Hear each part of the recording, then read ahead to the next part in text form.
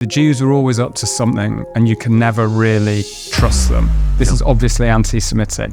After 7th of October, what they started shouting is, Dave Rich is a leading expert on anti-Semitism and author of Everyday Hate. They've just seen a Jew and it has triggered something visceral in them that they want to shout something hostile at them. They see Palestinians being killed, they see Gaza being destroyed, they get really upset and angry about it, and in a very misguided way, they take out that anger on a Jewish person or by phoning up their local synagogue and so on. If they saw a black person walking down the street, shouted at a black person, immigrants out or whatever, now that's racism, because they're just targeting someone for the color of their skin. And this hypothetical scenario we're describing, it's exactly the same. Let's take it that I'm identifiably Jewish. Someone shouted at me, "Free Palestine." Would that be classified as an anti-Semitic incident? So here's the thing. So Dave, first of all, thank you so much for joining me today. Thank you for having me on. And for giving up your time. Can I begin by asking you, please, just to tell us what anti-Semitism actually is? Anti-Semitism is anti-Jewish hatred, bigotry, or discrimination. It's a form of prejudice that has been around for a very long time, for 2,000 years, really. At different times, it's been expressed as a religious bigotry against Jewish religious practices. At other times, as a form of racism that has treated Jews as a kind of inferior race. It's had political forms, it's had literary forms, and underpinning all of it is, alongside the kind of basic prejudice against Jews for being different, at its core is a conspiracy theory that sees Jews as being evil, cunning, manipulative, very powerful, and to blame for all sorts of things that are going on in the world. Ultimately, if we were to sum it up in one line, it's the idea that the Jews are always up to something and you can never really trust them. Now, interestingly, the word anti-Semitism wasn't invented by Jews to describe this phenomenon. It was actually invented by an anti-Semite, by a Jew hater in Germany in the 1870s called Wilhelm Marr, who wanted to launch a new political party whose manifesto, their policies, were all about excluding Jews from German society because he saw Jews as a mortal threat to the German people. And he wanted to come up with a kind of scientific, modern sounding name. So he came up with this word anti-Semitism because Jewish people use the Hebrew language for prayer, and Hebrew is a Semitic language. And that's where he came up with this word anti-Semitism. So we're stuck with a word that a lot of people don't really understand and aren't familiar with. What it basically means is anti-Jewish racism or anti-Jewish hatred. Okay, well, thank you for explaining that so clearly. So if we could just sort of delve into that slightly more, this perception that Jews are troublemakers, the conspiracy theory, that they're always up to something detrimental for everybody else. How long has that perception actually existed? You really have to go back to understand why anti-Semitism looks the way it does today to the centuries after the time of Jesus Christ and after his crucifixion, and early Christian teachings, especially in the Gospels, that constructed this story that the Jewish leaders and the Jewish people at the time of Jesus were responsible for his crucifixion. Now, Jesus was Jewish, very much so. He was a religious Jewish preacher in what was then Judea, what is now Israel, and in and around Jerusalem and the Galilee. He was kind of a revolutionary figure who the Jewish leadership didn't like, and who the Roman authorities who governed that land at the time arrested for, just causing trouble, basically. And, if you read the Gospels, there's all different stories as to why he was crucified, but there's a very important section where Pontius Pilate, who was the governor at the time, asked the Jewish crowd, what shall I do with Jesus? And according to the story, they said, crucify him. And Pontius Pilate said, his blood will be on you and on your children forever, basically. And then as Christianity developed, a couple of hundred years after that, into a different religion from Judaism, a completely separate religion, as a splinter, quite naturally, it defined itself in opposition to the old ways that it was breaking away from.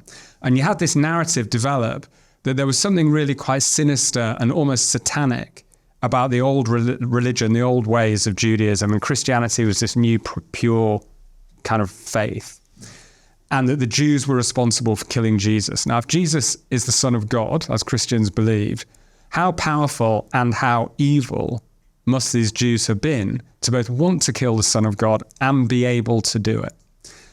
And then you fast forward from there to the Middle Ages, times of the First Crusade, the kind of 11th, 12th century.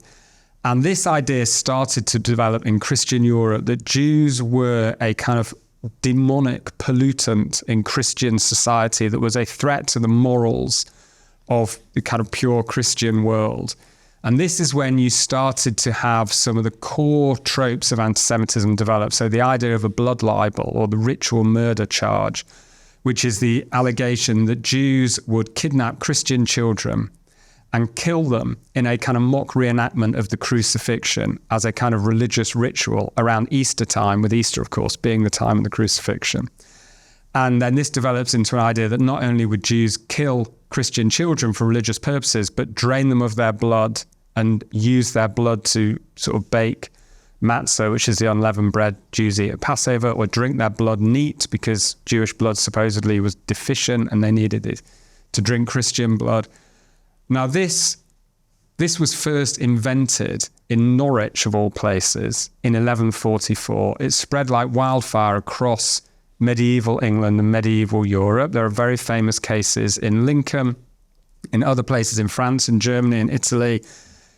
It was very popular also in 19th and 20th century Europe, where you would have pogroms, you would have massacres of Jews in towns in Central and Eastern Europe, triggered by allegations that the Jews had killed a child at Easter. It was part of Nazi propaganda, and you even see it in the present day. And this began, in the 1100s.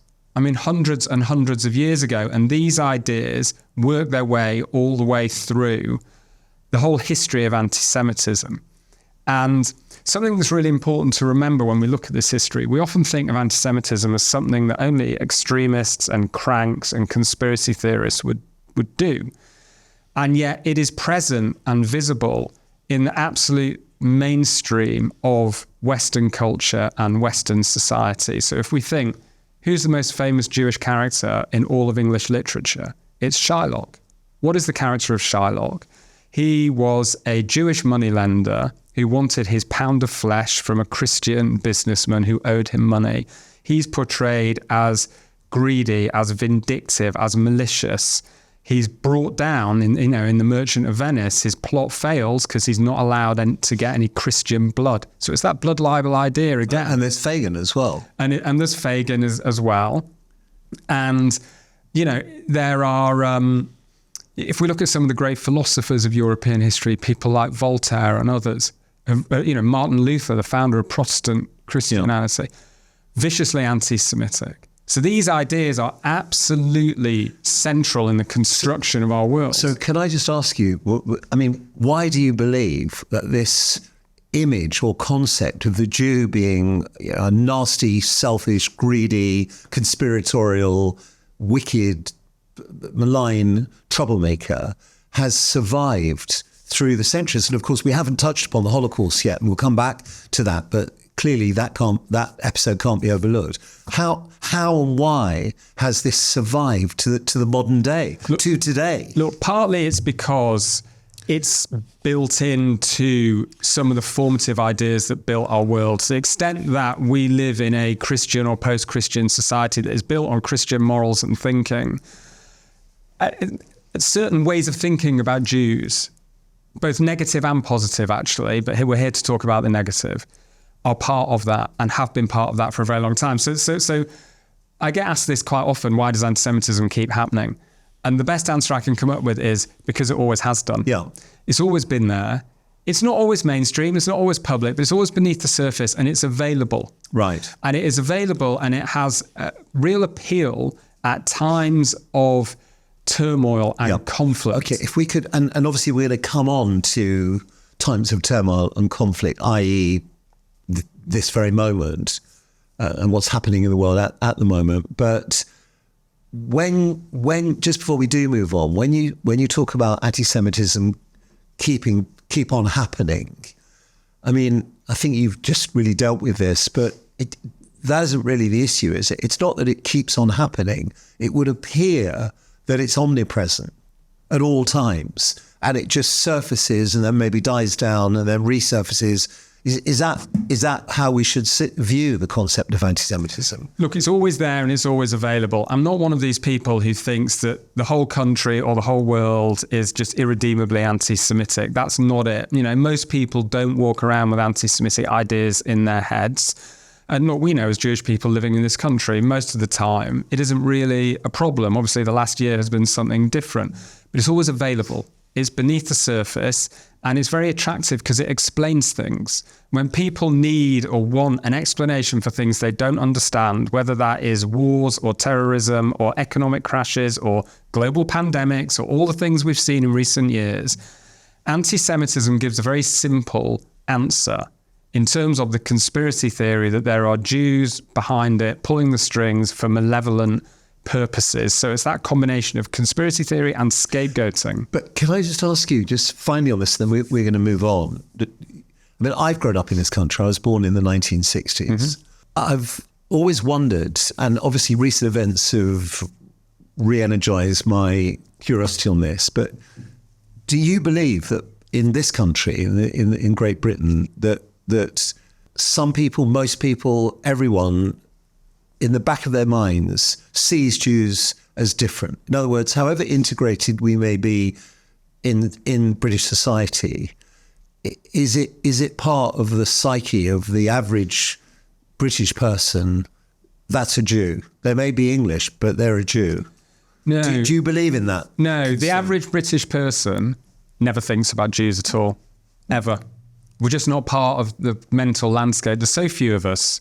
There's about 300,000. We're very geographically concentrated, although there are Jewish people living all over the UK. Most people in this country don't know any Jews or don't know that they do. And we're just not part of their conception of the world and why the world is the way it is. And I quite like that. I mean, Britain's whole kind of liberal spirit is kind of live and let live and everyone can get on with their lives. And I'd much rather just Jewish community be allowed to just get on with things. So have you always felt comfortable living in this country? Yes, but there's always a but, right? There is a minority of people for whom Jews have real significance in their conception of the world, almost a cosmic significance in explaining why the world is the way it is and why things happen. Now, that is both negative and positive. There are some people who always reach for an anti-Semitic explanation. There are other people who think, actually, the way a society treats its Jews tells you something really important about the health of that society. It's a really important marker. Now, I much prefer that way to the other way, but they both sort of spring from the same root, which is this idea that Jews have a meaning beyond themselves, a meaning about the world. Now, most people, I think, in Britain don't think that, but a lot of people do, and it's a very powerful and important idea. Can I just talk more for a time about yourself? You were born in this country, yeah, and you're Jewish. Do you come from an Orthodox Jewish family, or what's your background? No, I grew up in Manchester in a community that was nominally Orthodox, but not kind of religiously so. It was a very traditional, very strong Jewish community in South Manchester, but not especially observant, even though it was an Orthodox synagogue. It was that middle ground that I suspect a lot of your Jewish listeners may recognize, of people who are formally part of an Orthodox synagogue, that, you know, they'll go to synagogue on a Saturday morning and they'll go to football on a Saturday afternoon. Yeah. And in my upbringing, they were both religions of equal weight, right, I have to say. And probably still are in most people. Very much so. Yeah. Very much so. And so just to factor in a bit more information about you, you're an associate research fellow at the Pears Institute for the Study of Anti-Semitism. Well, not anymore. I was, but that's dropped away. Yeah, right. For bureaucratic reasons. Right. Okay. But you have a PhD. So I did a PhD at Birkbeck. Yeah.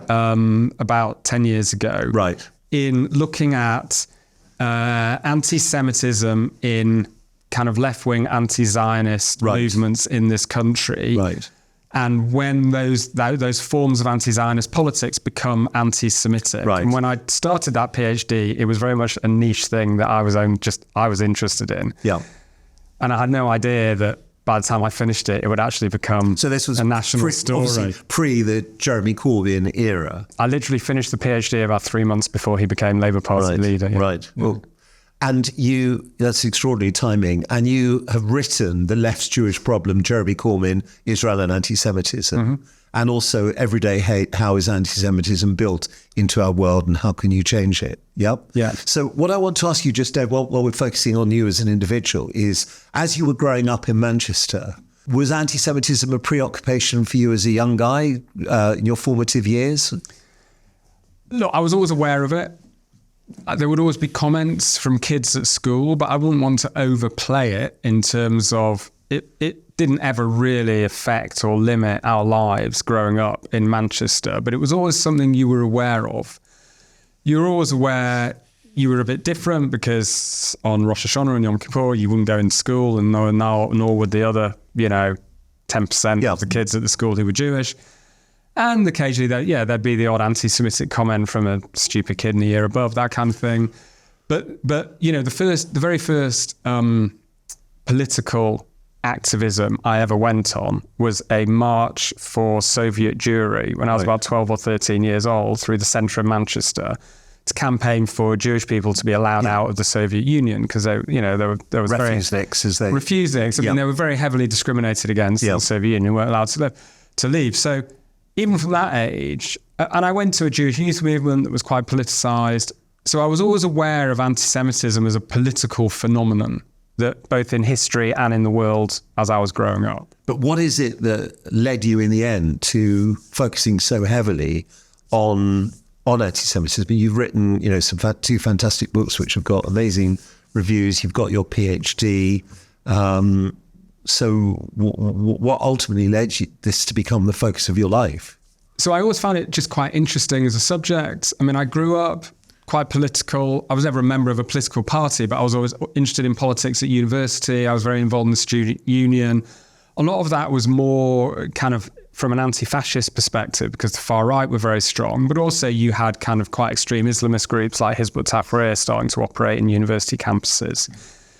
So, and I always found it fascinating. I've always found political extremism and conspiracy theories just fascinating as a subject. And from there, I kind of fell into my job at CST. I mean, it wasn't even called CST, Community Security Trust, which is a charity that protects the Jewish community from anti-Semitism and terrorism. It's always had a very strong research arm. And actually that whole sort of tradition of Jewish self-defense in this country has always been intelligence-led. It's always been based on very strong research of understanding who it is who poses a threat to the community. And that is research into far-right groups, research into far-left groups, research into extreme Islamist groups and other terrorist networks and so on. And so I fell into that after university. And again, I found it both important and motivating, but also fascinating, actually, because there was this whole extremist underworld that most people weren't really aware of, but was actually really dangerous at the time. And you had Combat 18 running around London with a level of racist violence. They were meeting out on streets of, areas like we're in now, which was really appalling. There'd just been the murder of Stephen Lawrence the year before I joined CST. The BNP had their first councillor elected. And as I said, on university campuses, you could start to see the beginnings of what became the kind of al-Muhajirun and Hizb ut-Tahrir and these extreme Islamist groups that by the end of the 1990s and into the 2000s were getting national headlines. And in the early 90s, we were starting to see it first happening on university campuses. Right. So for the last few years, quite a number of years, your main focus professionally has been connected with anti-Semitism. Yeah. Now, what can we move forward then to look at the current situation and sort of bring in some of the things that have been happening? Today is the 8th of October. We're recording this podcast on the 8th of October, and obviously yesterday was the first anniversary of the Hamas attacks on Israel on the 7th of October. I mean, it doesn't obviously need me to sort of remind you, but I just want to highlight some statistics and then ask you about them. We bear in mind that the events of the 7th of October were the slaughter of so many Jews in Israel, the kidnappings, the rapes, the torture, the horrific violence that took place. And yet, from January to June 2024, the CST recorded reports of 1,978 anti-Jewish hate incidents. That's up from 964 in the first half of 2023. And the statistics generally are just shocking. The rise in acts of violence, intimidation, online, and so on. First of all, we use very sort of liberal language, generally speaking. We say that there is an increase in, a dramatic increase in the occurrence of anti-Semitic incidents. What is an anti-Semitic incident? So an anti-Semitic... I mean, in the context of the statistics that I've just been referring to, what is an anti-Semitic incident as opposed to any other form of incident? So these are all incidents reported to Community Security Trust.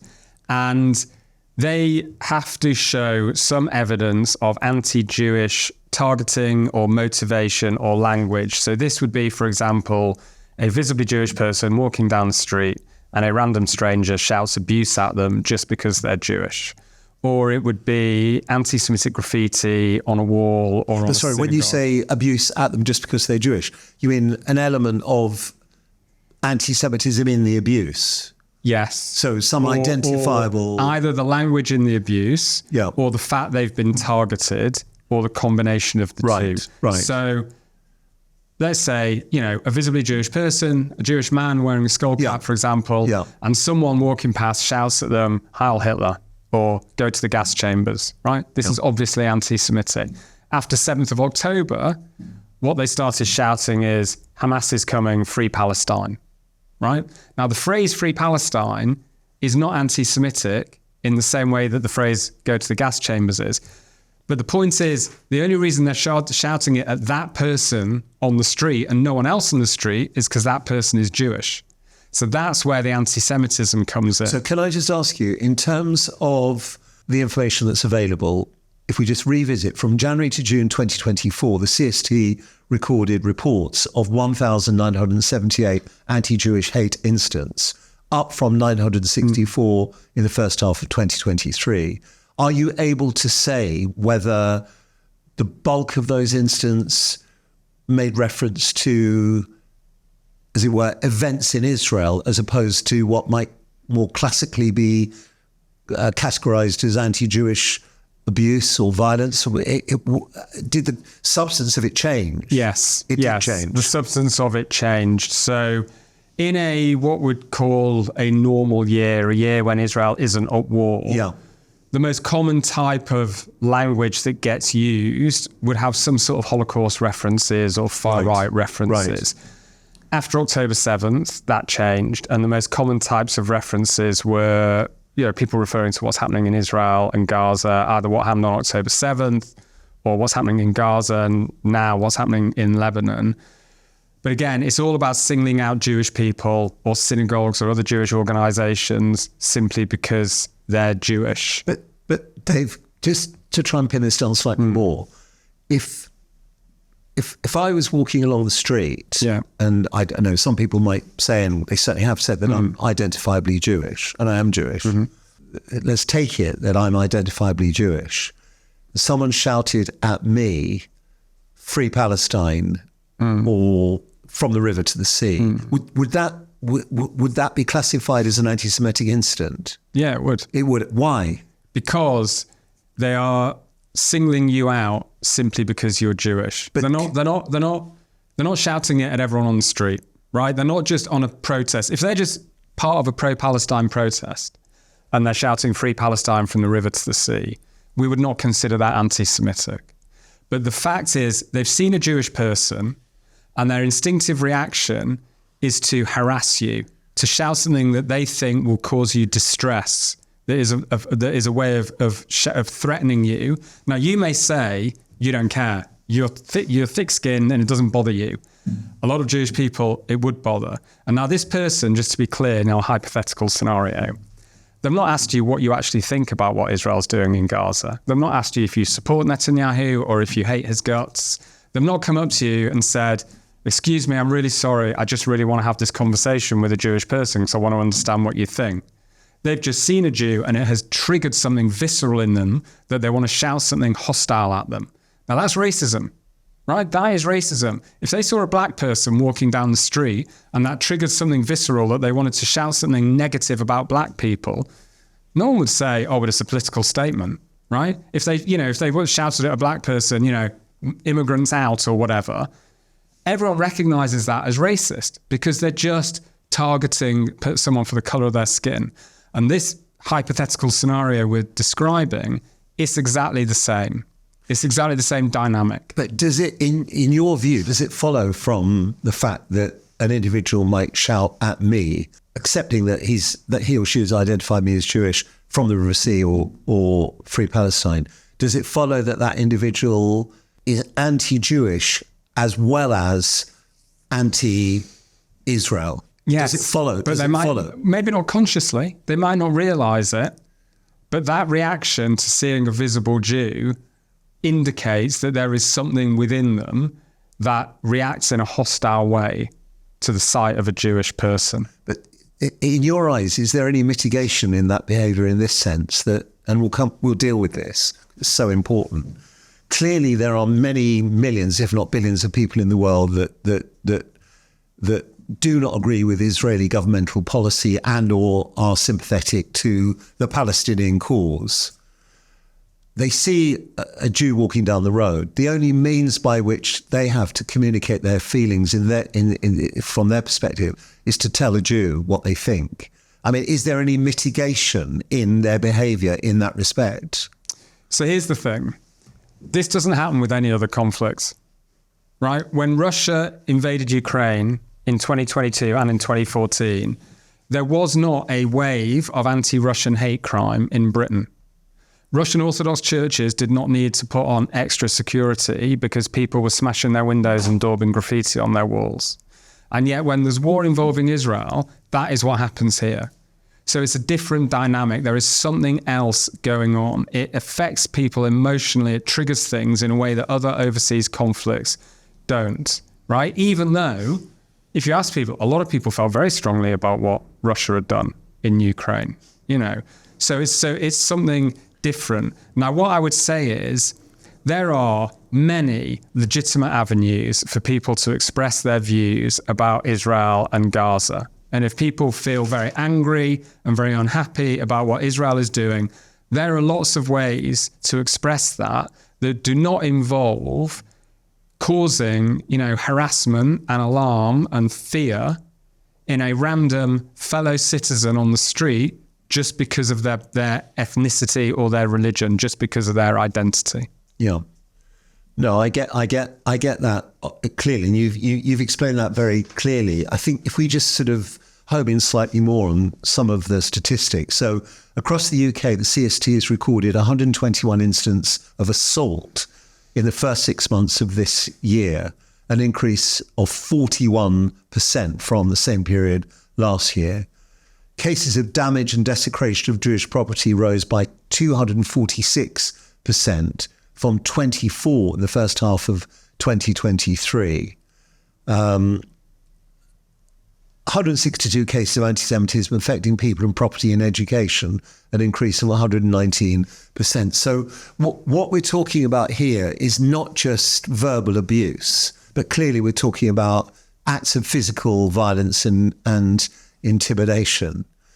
I mean, what is it, do you believe, that has brought people to cross the line between shouting out, the Holocaust never happened, and actually physically attacking Jewish people, damaging their property? What is it that has motivated that dramatic transformation? So most of the incidents that we record are not violent, and it's important to say that. Right. It's a small-ish percentage, right, between 6 and 8%. Right. Hate crime is as much about a form of behaviour as about the actual ideas. most people have a kind of natural barrier within them towards shouting abuse at a random stranger in the street. You just wouldn't do it. It's just not the right way to behave. Never mind attacking them, punching them in the face or throwing a brick at them or whatever. So you're talking about a minority of people, just in behavioral terms, before you even get to the ideas that lie behind it. But I do think what's going on is there's a huge amount of anger out there about what people see happening in Gaza. And as I say, Israel seems to trigger that anger and that emotive response in a way that no other foreign conflict actually does when it comes to anti-Semitism. You know, there are other things, when it comes to other forms of prejudice, other things work. But when it comes to anti-Semitism, it doesn't happen, doesn't really affect it. It doesn't really happen in the same way for other conflicts. And obviously, the more angry people are, the more likely they are to lash out physically rather than just verbally. So we have seen a really dramatic escalation in damage to property by pro-Palestinian activists over the last year. You know, there's a group called Palestine Action that specializes in smashing up factories that make arms components for Israel. And they've moved from that to smashing up branches of Barclays Bank because Barclays Bank apparently do business, whatever their justification.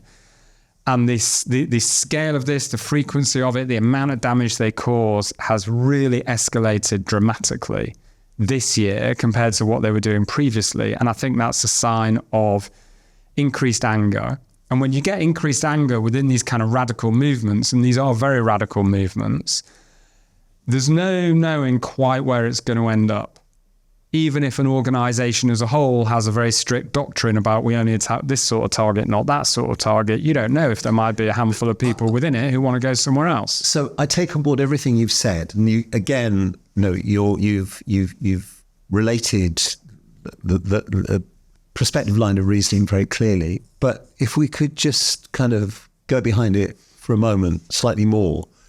So the line of reasoning maybe, or appears to be, that a particular individual who feels very angry about events in Gaza is motivated to spit at or physically assault a religious Jewish-looking individual in North London. Yeah, I mean, from my perspective, that remains completely irrational and inexcusable. I mean, what has that person done to contribute to the scenario which allegedly makes the perpetrator angry? So do you have any sympathy is probably not the right word, but do you have any sympathy with the line of thinking that appears to have led to this dramatic increase in unacceptable behavior? So it's an interesting way you've asked that, because that's one dynamic, but there's another one, which is that basically people who were already anti-Semitic use events in Israel and Gaza as an excuse because they think right now I can get away with it, it's justified, people will support me. And I'll explain what I mean. So that thought process you've just outlined, where people see Palestinians being killed, they see Gaza being destroyed, they get really upset and angry about it, and in a very misguided way, they take out that anger on a Jewish person or by phoning up their local synagogue and so on. And not to excuse that or justify it in any way, but you can sort of follow the thought process. You can understand it. And that is an example of how we sometimes try to rationalize the irrational. Yeah. And what I mean by that is this wave of anti-Semitism began on October 7th. Right? The spike in anti-Semitic incidents of people driving past synagogues, shouting abuse at Jewish people, going in to pray, daubing graffiti, all the rest of it. It began as soon as people saw the images coming out of Israel on October 7th, which were not images of Palestinians being killed by Israelis. They were images of Israelis being killed by Hamas. And for some people, a minority of people, frankly, that got them excited. And they were so happy and they wanted to join in. And their version of joining in was by shouting at Jewish people and to express their happiness and so on. The war's starting, we're going to come and get you, all of that stuff. Now, that, I think, strips away this kind of veneer of rationality of, oh, well, they're just angry about what Israel is doing. That's not what was going on. on October 7th and October 8th and October 9th. These were people who were, in my view, already anti-Semitic, and there was an element of bloodlust, that their anti-Semitism was getting fed by what they were seeing coming out of southern Israel on that day. Okay, well, that I can see the force of that argument. Just kind of moving on to the territory of the relationship between anti-Semitism and anti-Zionism, which I want to ask you about in just a moment. But just to sort of link what you have been telling us with what I'm going to ask you about, can I just explore the following with you? We see on the streets of London very often at weekends now, thousands and thousands and thousands of people marching under the umbrella of Free Palestine. Mm-hmm. Many of those people physically appear to be very young, if not children, then teenagers, and if not teenagers, then students. So if I could just ask you about the marches that take place on the streets of London and across the country, and indeed across the world, frequently now under the umbrella of Free Palestine. But I've personally seen, and we see a lot of what classically might be described as anti-Semitic slogans. You know, Hitler was right, bring back Hitler, there was no Holocaust, even from the river to the sea, which is open to interpretation. Do you feel, on the face of it, those people are marching because they have sympathy with people in Gaza, with the Palestinian cause, which obviously needs to be more clearly identified. But there seems to me to be a reckless disregard now amongst people across the world for aligning themselves with anti-Semitic literature, anti-Semitic slogans, anti-Semitic banners, anti-Semitic propaganda. Do you agree with that? Do you agree that there is a reckless disregard? People couldn't care less whether the things that they're marching alongside, whether the things that they're ostensibly supporting are a confusion between anti-Israel, anti-Jewish. They just don't care. I think that's a very good way of putting it, actually. You know, these marches, as with any political movement, you get a broad range of people on them who are there for different reasons, different motivations, different backgrounds. Some of them are kind of almost professional demonstrators who will go on a march a week for the rest of their lives if they can. Some of them are there for the first time in their lives because they're so upset at what they're seeing from Gaza and they just want all the killing to stop and, you know, don't bother me with the complicated politics of it, just get everyone to stop killing each other. You know, you can understand that. You can understand people being motivated by that. There's a separate question as to why, again, this is the conflict that gets them out on the streets when, you know, hundreds of thousands died in Yemen and Sudan and Syria. No one, for example, is marching in respect of the way women are being treated in Afghanistan. All the streets are empty. So these are all legitimate questions, but they don't remove the basic humanitarian drive of, you know, a lot of people on these marches. But then a lot of people on these marches are also there, I think, with a more sinister politics driving them, that they want to see a world without Israel in it. They look at this country that is 76 years old, it's got 9 million people in its population. It is very much a strong national identity, and they want to erase it completely. So and if I can just say, there's an element, I think we miss something in the whole debate about these marches. We miss the dangerous nature of this eliminationist urge that people look at an entire country and they want to get rid of it. Right. Well, that is clearly a point of outstanding importance. So under the sort of general head of the relationship between anti-Zionism and anti-Semitism, I want to come back to the point you've just made in just a moment. But first of all, what is a Zionist? Could you just briefly encapsulate for us, what is a Zionist? So Zionism has 3 components. Number 1, the Jewish people are a people. Number 2, that their ancient homeland is in the land of Israel. And number 3, that they have a right to self-determination there, which is currently manifested in the state of Israel, right?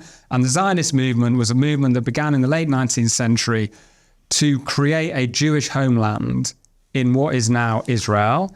And it came to fruition in 1948 when Israel declared its independence, having been given a UN vote calling for it to be created in 1947 as part of 2 states. And so a Zionist now has come to be someone who thinks Israel should exist, who generally supports Israel, although there's a lot hanging on that word support, and that can mean lots of different things to different people. You can argue the word Zionism is meaningless now because Israel exists. So Zionism did its job. Right.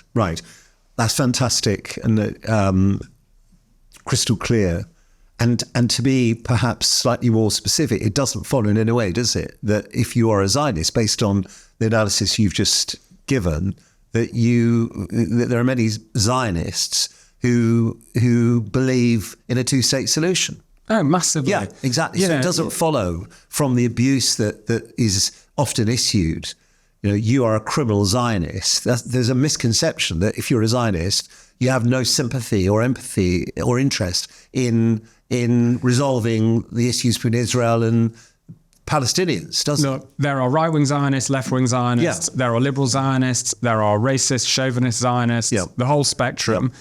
Being a Zionist does not mean you have to believe in any certain type of politics within Israel. It doesn't fix you to any idea about borders. It doesn't dictate you do or don't support the idea of a Palestinian state. And it wouldn't mean necessarily in the eyes of many, many people that you support Benjamin Netanyahu's policies, would it? According to the latest polling, most British Jews strongly disapprove of Netanyahu as a leader. But they are Zionists. But they're Zionists, right? But now there is this idea out there that Zionism is represented by its most extreme right-wing version, that it is a form of racism, that it is even akin to fascism and colonialism and apartheid and so on. And that is not what Zionism is for most people who call themselves Zionists. But you say, Dave, that there is a view out there. My perception as a member of the public, when you look at the violence and intimidation on, for example, university campuses, that is the general misconception that's being perpetrated, that students these days across this country and across the world, but focusing here, are perpetrating the myth that Zionism equates with racism against Arabs, Palestinians. I mean, do you agree that is what's being perpetrated? I mean, within this kind of activist campaign movement, that is absolutely the view. Yeah. And that, I think, has influenced broader progressive opinion, especially amongst young people. Yeah. Again, the one thing I'd say is, you mentioned universities. Most students don't care about any of this, right? Most people don't care about any of this. We discuss it and see it from within our kind of Jewish community bubble, and it really matters to us. And we miss the fact that it doesn't matter to most people. Most people have no idea what the word Zionism even means.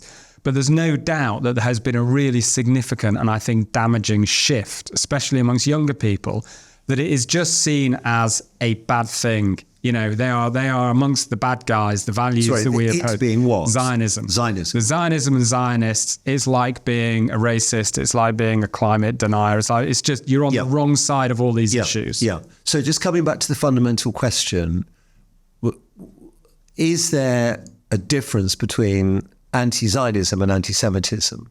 Yeah, there is a difference. And the difference is? They're different things. Yeah. Anti-Zionism is opposition to the existence of the state of Israel. Now, there have been different times in history when the Zionist movement was developing, when there were more Jewish anti-Zionists than Zionists, when it was still a debate about should we have a state, should we have a homeland. A lot of people argued, no, actually, we're better off staying in Germany or France or Poland or Britain and building our lives here. Well, the Holocaust kind of changed that argument, basically. And the creation of the state of Israel means it's now a debate not about should we create a country, but should we dismantle a state? And that's a very different issue. Still, there are Jewish people who, for religious reasons or for political reasons, argue that there should be a different political arrangement on the territory that currently is now Israel and the occupied Palestinian territories. And you can have that discussion as a political discussion or an academic discussion. And it isn't necessarily anti-Semitic. But when I look at what is the politics that's actually operative now, right? What is it that's driving this idea? Who is it who's really campaigning on this? And all I see is movements and people who have a real visceral hatred for Israel as a country, not people who are arguing to change the political arrangements because it would be better for Israeli Jews, people who have utter contempt for Israeli Jews, even for the Israeli Jews who were murdered on October 7th, who see them all as settlers and colonizers who shouldn't have even been there in the first place. So I think there is a lot of anti-Semitism within that movement that drives the most politically active parts of it. So the academic discussions are kind of a bit, well, academic. Technical. So coming back to the point you were making earlier, which is a really key point. So if we just sort of resort back to the image of the pro-Palestinian march on a Saturday afternoon in London, and what you're saying is that it's your belief that many people who are on those marches want to see the end of the state of Israel. They just don't want it to exist anymore. I think that's very obvious in a lot of the placards, in a lot of the chanting. So why is that? Just to give you an example, the march this Saturday, which was the biggest one for a very long time, there was a contingent there from Manchester, and they were walking behind this massive long banner that said, "We don't want two states. We want 1948," as in they want to turn the clock back to before Israel even existed. This is absolutely central within that movement. Yeah. Do you believe that the people who are calling for such a thing, by way of example, i.e. we don't want two-state solution, we want pre-1948, do they know what they're talking about? I mean, have they got any clue as to the justification, the historical justification, just the moral justification? Do they have any clue as to the justification for calling for such a radical development? Well, they have their own version of history in which Israel... there's all these different people from all walks of life. What percentage of them actually have a clue as to whether it is a viable, justified proposition? Get rid of Israel. Let's go back to 1948. I mean, well, it's the whole point in a way is that it's not viable. Right? It's a fantasy. It's a utopian fantasy to cleanse the world of the polluting presence of Israel.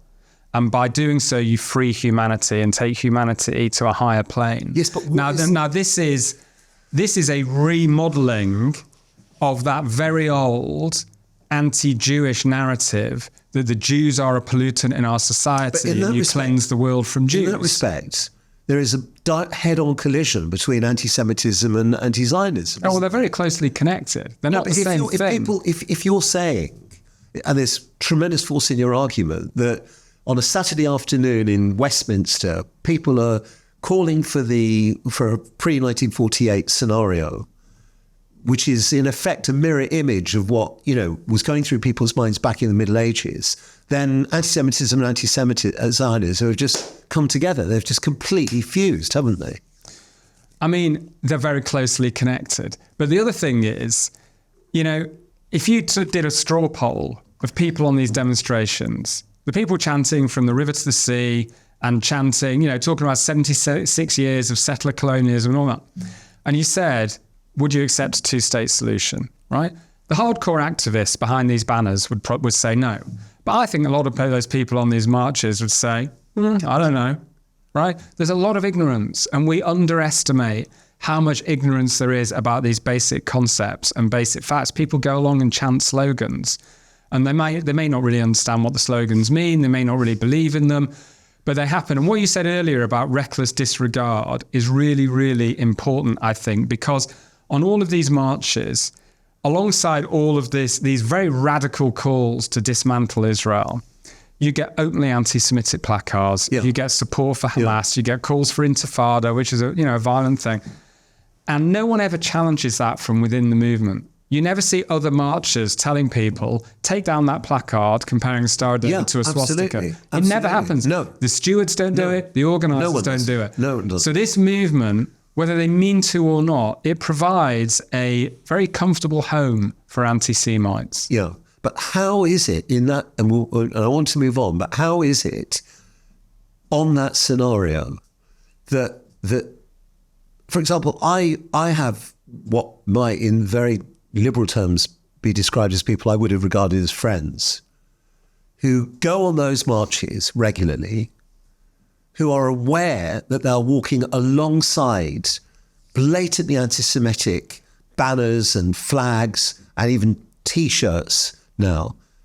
How is it that such people don't give a damn that they're giving implicit support to blatant anti-Semitism? How have we got to a point in the world where that is, as it were, permissible? I think if you ask those people, they would say what's happening in Gaza is so terrible. They just want to show their support for a call for a ceasefire. And that's the most important thing. Now, we look at that as something different. I look at that as something where they are basically going along with a much more dangerous, sinister movement at its core. Yeah. Even though I respect they may well have respectable motivations, because this is how racism works. This is how extremism works, is that people go along with it for reasons other than the core ideas, but it gives it numbers. No one challenges it. It normalizes these ideas. You know, let's not forget, if this is a movement that wants to get rid of Israel, they are going against United Nations resolutions. They're going against every government policy, the settled position in the international community. It's a very radical call. And this movement never calls for peace, right? These marches, they don't call for hostages to be released. They don't call for peace. It is very much falling in behind the more radical, extreme positions that are available. Really need to move on because we're going to run out of time. But one more question on this general topic. Do you feel that Benjamin Netanyahu's approach to this situation has aggravated things whereby there has been this horrendously, increased rate of anti-Semitic incidents? Do you feel that the way he's dealt with this situation is a cause of what we face? Well, he's clearly not an appealing figure in many ways and to many people. And I think what drives it really, and this would be the case actually whoever was in charge in Israel, is the scale of death and destruction in Gaza and the images coming out of there every day, both through mainstream media and social media, the sheer relentless quantity of those images and the coverage. Now, if Israel had a different government, maybe there would have been a ceasefire deal and a hostage deal and it would have come to an end sooner. That's possible. But really, we've seen this happen every time Israel has a war, whoever the prime minister and the government is at the time. So it may move the dial a couple of notches, but it's not what actually creates the problem.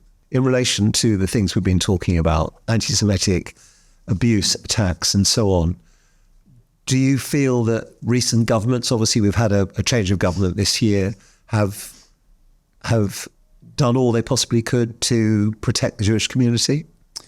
Support from government, both this one and the last one, has been pretty good, I have to say. Support meaning? Practical support. So the government pays £18 million a year to pay for security guards outside Jewish schools and synagogues and other Jewish buildings. That's a not insignificant commitment. The government is always very quick to condemn anti-Semitism, to put out statements in support of the Jewish community, to show a very visible support. And that has not changed with the change of government, I have to say. A lot of people very often, when asking how do we reduce anti-Semitism, automatically go to the government needs to do more and the police need to do more. And we can discuss the police. But I think sometimes we put all of it on the government and the police, and people throughout the rest of society don't often enough ask the question, what could we be doing? What could the rest of society be doing? What could trade unions, other religious bodies, human rights groups, other civil society campaigns, to combat anti-Semitism? To combat anti-Semitism, workplaces, employers. Yeah. There's opportunity. And in the main, those, sorry to interrupt you, in the main, those entities you referred to have done next to nothing. Is that right? Look, some are better than others, right? But on the whole, I think the anti-racist response that we saw, for example, after the Southport riots, which was very commendable and very powerful and very effective, has not really been there for the Jewish community in what has been the worst year of anti-Semitism. Is that rooted in anti-Semitism, do you believe? I think it's rooted in a lot of things. There is an element of that. There's an element of just ignorance and not really understanding it. I think a lot of people don't quite see anti-Semitism as a form of racism. So it's a Jews don't count type situation. That's one of the factors, I think, one of them, And just linking in the penultimate topic, because it'd be great to carry on for much longer, but we can't. Very briefly indeed, I do want to touch upon the Labour Party Corbyn era. Do you feel that the way Jeremy Corbyn led the Labour Party has been anti-Semitism waiting to happen? In other words, has that whole business given energy to the kind of the rise in anti-Semitic instance that we've been talking about? Do you see a connection between the two scenarios? Yes. What happened in the Labour Party under Jeremy Corbyn is that being anti-Semitic, or being a certain type of anti-Semitic, the kind of far-left anti-Semitic, became politically advantageous within the party, rather than, politically sort of a death sentence. Like normally in mainstream politics, if you're anti-Semitic, that should be the end of you. And in Labour under Corbyn, it was the opposite. This was the way to advance, right? And that was because of the tone. So when you say this was the way to advance, do you mean being anti-Semitic was the way to advance? Yeah, these were the people running the local branches, running the local committee meetings. This was the tone and coming out of the leadership. Everyone knew their political history. And there were so many examples of anti-Semitism and people not being disciplined properly. And it was all part of this influx from the far left who basically took over the running of the party, not just at the top, but all the way down for a lot of it. And it took a lot of effort to then get rid of them after Corbyn left the leadership. But for that period, and the other thing that happened is, because a lot of the political fights in the Labour Party and between them and others revolved around questions of anti-Semitism, all the stuff Ken Livingstone was coming out with about Hitler and other things. Yeah. A lot of people on the far left and the left broadly who'd never thought about these issues before learned to be anti-Semitic as part of their political position. And after Corbyn and a lot of these people have left the Labour Party, those ideas have still influenced the broader left. So we see them in academia, we see them in this protest movement now, we see it online, we see it in some trade unions. It's not really operating within the Labour Party anymore because under Starmer's leadership, if you're anti-Semitic, you're out. I mean, it's gone completely the other way.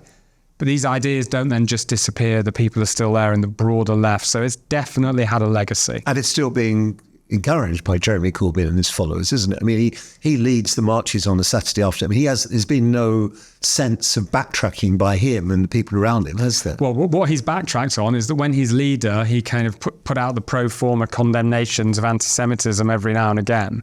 And he's even backtracked on all of that since he's no longer leader. But just finally on this topic, I mean, in the context of everything we've been talking about, how is it that, I don't want to classify Jeremy Corbyn as anti-Semitic or not anti-Semitic, that's a debate in itself, but how is it that for 5 years, a person like him, who engendered this sort of hostility towards Jews that he did, could be leader of the opposition in the United Kingdom? How do you believe that such an incredible phase in our political history could happen?